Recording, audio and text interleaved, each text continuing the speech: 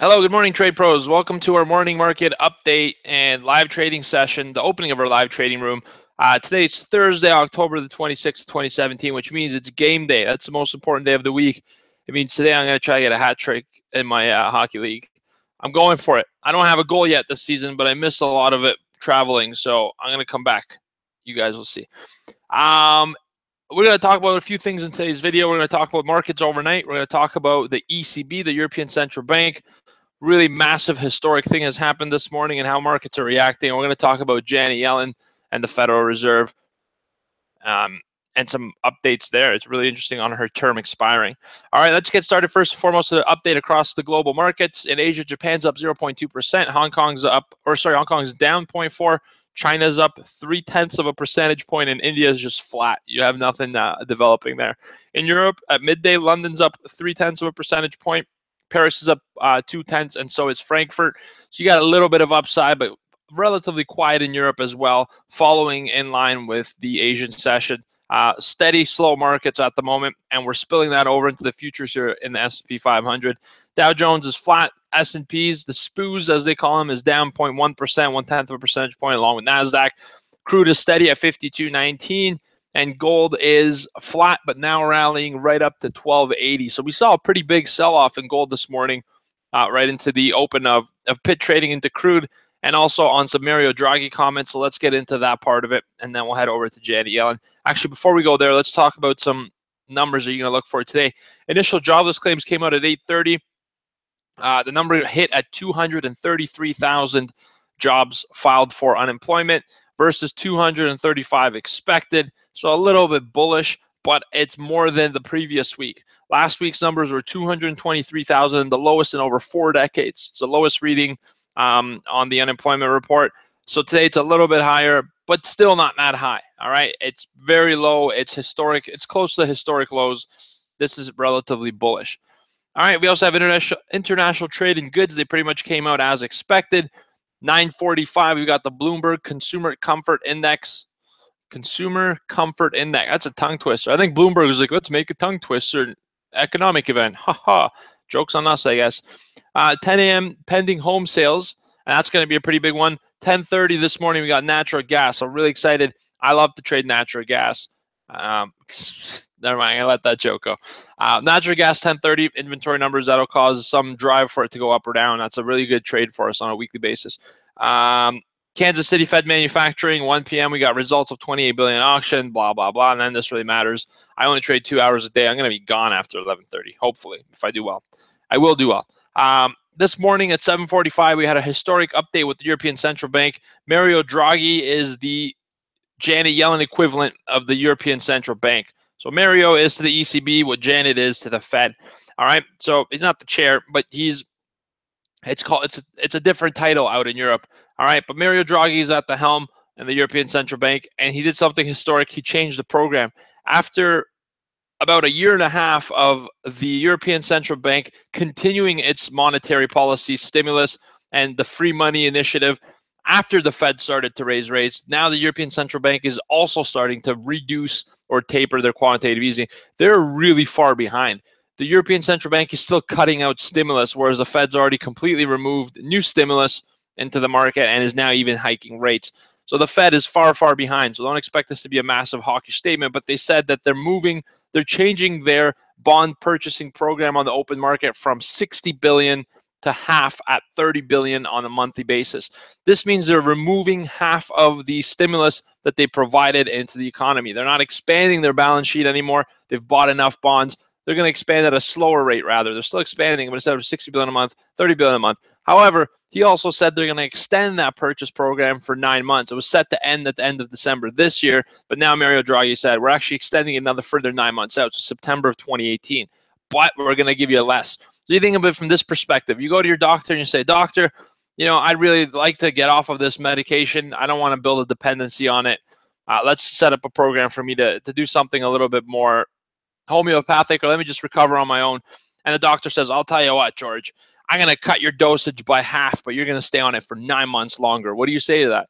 It's not really a solution. It's just sort of like kicking the bucket down the road. All right, so this is a hawkish announcement which means, yes, we're reducing stimulus, but it's actually hitting the euro, and the European dollar is dropping. All right, why is it dropping? Because it expected a little bit more out of Mario Draghi. He was a little bit too flimsy with it. He fumbled, saying, well, you know what? It's going to be 9 months out.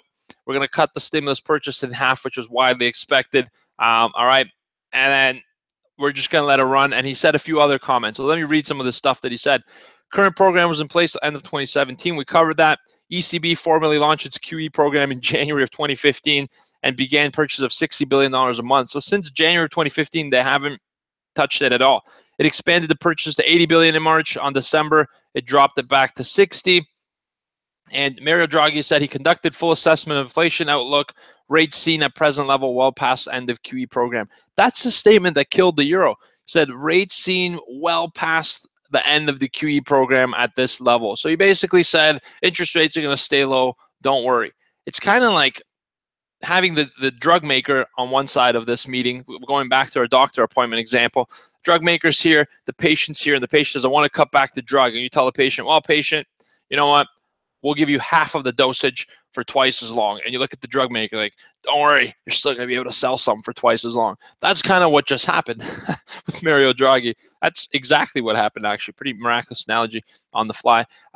He basically said, what else do you guys need to know? Measures of underlying inflation have moderately increased, but lack of sustained upward trend. The ECB saying there's no inflation either. And that's no surprise. That's in line with the Federal Reserve's problem. Prices aren't going up. These central banks have pumped trillions of dollars globally into the economy, and inflation hasn't gone up. All right, and that's an issue. That's a problem. So look for that. Mario's continuing his speech. The press conference started at 8:30. I'm going to save the rest of the comments for a trading room. We're going to look at what exactly he said and set up some trades based on that data. The euro's looking weak. It got hit quite considerably, but it found some support just a few minutes ago before I turn around. So we're going to revisit that and see if we could trade some EU6 futures. That's the 6E as some people call it. It's the futures for the euro currency. So as you can see, currency traders, we trade currencies as well, just when the time is right. Not every day. Trading currencies on a daily basis is tough. It's a transactional market. There's a lot of whipsaws, but day trading them when there's liquidity is amazing. I love it. All right, on to Janet Yellen. That's what Mario said. That's the change of pace. Watch out for that. Gold prices are back to 1280 to highs before they sold off. Equity markets are holding slightly below the open. Oil is holding at its open as well after touching the overnight high. So pretty flat here going to the U.S. Open. U.S. Open, not the tennis tournament, by the way. Janet Yellen's out. Janet Yellen will not be the Federal Reserve chairwoman in their next term. It's official. It's over. On October 25th, yesterday, the Financial Services Committee, 3 members wrote Donald Trump and said the following. All right, they said, we believe that new leadership at the Federal Reserve will help restore its reputation as a forward-thinking monetary institution instead of a slow growth regulator. That's a burn to Janet Yellen. You know what they just basically said?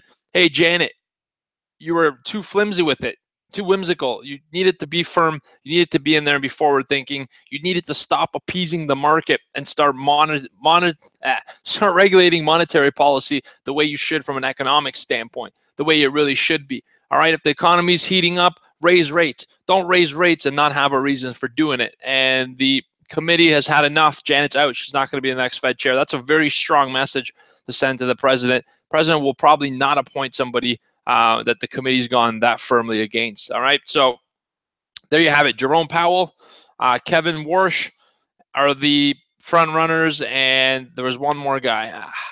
My memory doesn't serve me well today. Anyways, that other guy ain't important. He's not going to win if I can't remember him. How does he expect to win the Fed chair nomination without TRADEPRO Academy's George Papazov knowing him? Come on. What else am I going to say? Halloween's coming up. I want to share some with you guys. With Halloween coming up, we're going to dress up for something during the webinar. I got to do a fun morning update. I'm still going to trade. It ain't going to be goofy, but we're going to have some fun. So Halloween's coming up on the Tuesday. Can't wait for it. You guys get dressed up as well. It should be fun. What else? Oh, we updated our website. Both the Options Pro and the Day Trader Pro packages on our website are now completely refreshed with a lot of more information. Before, we had some general stuff up there, but it didn't do its service. I'll be 100% honest with you guys. I'm very transparent, forward thinking. The Fed should nominate me. But I'll tell you this, it wasn't enough. It wasn't enough for you guys to know what we offered inside of the membership portal. Now it is. Go in there. There's actually samples of newsletters. There's a whole bunch of stuff that you could go in there and get your hands on. Check it out. There's no better time to start trading with us than today. In fact, speaking of trading with us, we're going to wrap up this update. Have yourselves a great morning. We're going to turn around and open up the trading room. We trade from 9 a.m. We open with YouTube and trade till about 11 a.m., 11:30 at the latest every single morning, and that's all it takes. As a day trader, you don't have to be in front of your computer every single minute. If you are, you're doing it wrong. The longer you stay in front of the computer, the more your analytical skills deteriorate and the more your emotions take over. So less is more in this industry, and not many people will tell you that. Take care, you guys. Have a good morning. I'll see you tomorrow morning at 9 a.m. It'll be Friday, and we'll take it from there. All right? I want you guys to start planning for your Halloween outfits and costumes. Get ready. It's going to happen. Have yourselves a good day. See you tomorrow. Patented chair spin in 3, 2, 1. Have a good day.